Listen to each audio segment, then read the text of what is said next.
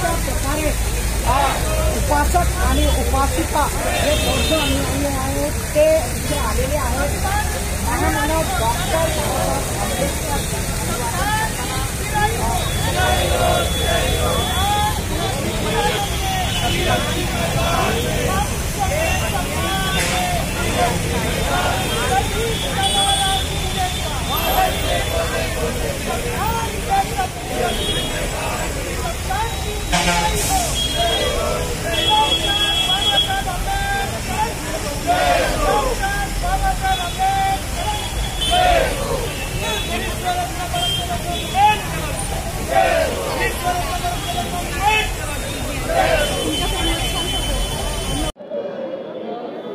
आज संविधान दिवस आहे आणि आपण नागपूरच्या या संविधान परिसरामध्ये आपण आलेलो आहोत। आज मोठ्या संख्येने या संविधान परिसरामध्ये लोक मोठ्या संख्येने आलेले आहेत आणि आज संविधानाचा दिवस निमित्ताने मान्यवर साहेब तिथे आहे। आपण त्यांनी वार्ता करूया, जाणून घेऊया त्यांचं काय मत आहे। तर आम्हाला पहिल्यांदा सांगा की आज त्यांना काय सांगा। मी उत्तम शेवडे, बहुजन समाज पार्टीचा मीडिया प्रभारी आहे आणि मान्यवर कांशीराम रिसर्च सेंटरचा संचालक म्हणून मान्यवर कांशीराम रिसर्च सेंटरच्या वतीनं आज संविधान प्रदर्शनीचं आयोजन केलेलं आहे।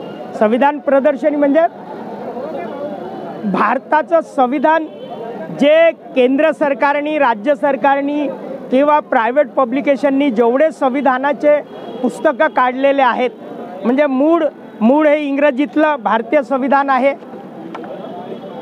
त्यानंतर हे हिंदीमधलं भारतीय संविधान आहे। महाराष्ट्र सरकार आणि कॉन्स्टिट्यूशन असेंब्ली डिबेट्स जे 5 आहेत इंग्रजीतले केंद्र सरकारने काढले, हिंदीमधले 10 व्हॅल्यूम काढलेत आणि महाराष्ट्र सरकारने एक जो बाबासाहेब आंबेडकरांचं आपल्या कॉन्स्टिट्यूशनच्या संदर्भात हे काढलं ते आहे आणि एक प्रायव्हेट पब्लिकेशनचे 10 व्हॅल्यूम। महाराष्ट्र सरकारनं 2014 पासून भारताचं संविधान छापणं बंद केलं आहे। हे शेवटचं 2014ला निघालं, आता 75वं वर्ष सुरू आहे, अजूनही त्यांनी हातात घेतलेलं नाही। याची किंमत आहे, दोन्ही भाषेत असल्यामुळं याची 410 रुपये किंमत आहे। महाराष्ट्र सरकारने असे छोटे छोटे पुस्तकं, आता हे आपलं सामान्य समता सैनिक दलाचं प्रकाशन होतं, मराठी, हिंदी आणि इंग्रजी अशा 3 व्हॅल्यूम त्यांनी 100-100 रुपयाच्या हिशोबानं छापल्यात। या पद्धतीनं गव्हर्नमेंटचं काम आहे की सर्वसामान्यपर्यंत हे संविधान गेलं पाहिजे आणि संविधान लोकांना समजलं पाहिजे, संविधानाबाबतची जागरूकता आली पाहिजे। म्हणून आपण संविधानाची प्रदर्शनी इथं भरवली आहेत की संविधान अनेक लोकांनी बघितलं सुद्धा नाही, ही स्थिती आहे।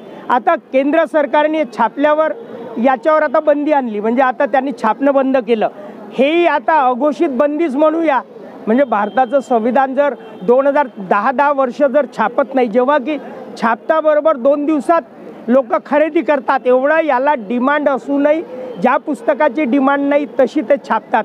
आणि म्हणून या निमित्तानं लोकांना आजचीच एक बातमी आहे, मटाला एक बातमी आहे की 94% लोकांना संविधानाची काहीच माहिती नाही, अशी एक बातमी आहे। आणि गडचिरोली म्हणजे आपल्या नागपूरच्या जवळ असलेलं विदर्भातलं एक ठिकाण आहे, गडचिरोलीचं उदाहरण दिलं त्यांनी की काही लोकांचा असा समज आहे की हे संविधान बाबासाहेबांनी यांच्या समाजासाठी काहीतरी लिहिलं, एवढं याच्या पलीकडे त्यांना संविधानाचं काही देणं घेणं नाही, माहिती नाही। ही स्थिती आजपर्यंत 60 वर्ष ज्या काँग्रेसनी सत्ता भोगली, 20 वर्ष ज्या भाजपनी सत्ता भोगली आणि संविधानापासून वेगळं करण्याचं काम, अलिप्त करण्याचं काम, दिशाभूल करण्याचं काम या सरकारांनी केलं। म्हणून आता काल परवापासून 2 दिवसापासून बातम्या यायला लागल्या, महाराष्ट्र सरकार म्हणते की घर घर संविधान, यांनी घर घर तिरंगा म्हणून मागे राष्ट्रीय ध्वज जेव्हा 15 ऑगस्ट झाला, तर जेव्हा 50वं वर्ष झालं तेव्हा 75वं वर्ष, तर घर घर राष्ट्रीय ध्वज म्हणून यांनी दुकानं शेकडो लावले, वाटप केले ना, घरोघरी झेंडे लावले। आता तोच जर प्रकार असेल तर घर घर संविधान म्हणजे असं छोटं का असे ना, पॉकेट सारखं एक संविधान हे प्रत्येकाच्या घरात गेलं पाहिजे। आजही अशी स्थिती आहे की अनेक शाळेमध्ये संविधान पाहायला मिळत नाही। जिल्हा परिषदेच्या कॉर्पोरेशनच्या शाळेत तुम्ही जर जाऊन पाहिलं तर असं लक्षात येईल का त्या शाळेतही संविधान नाही। प्रत्येक कार्यालयात पाहिजे आणि प्रत्येक वस्त्यांमध्ये गावांमध्ये संविधान पाहिजे. घर संविधानचा अर्थ की शासनाने फुकट संविधान वाटले पाहिजे.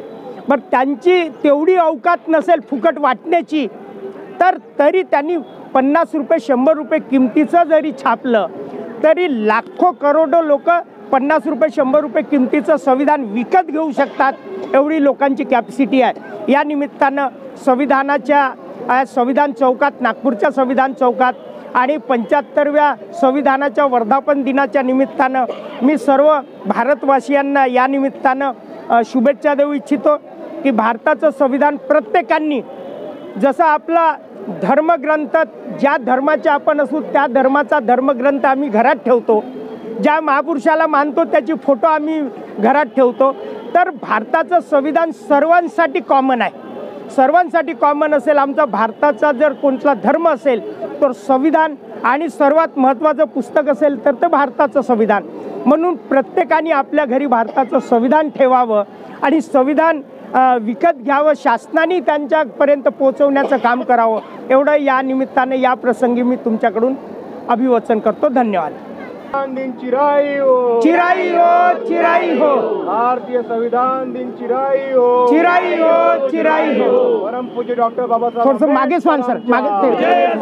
परम पूज्य डॉक्टर बाबासाहेब आंबेडकरांच्या विजय असो, विजय असो. भारतीय संविधान दिन चिराई हो, चिराई हो, चिराई हो. 75वा भारतीय संविधान दिन चिराई हो, चिराई हो, चिराई हो. परम पूज्य विश्वरत्न डॉक्टर बाबासाहेब आंबेडकरांच्या विजय असो, विजय.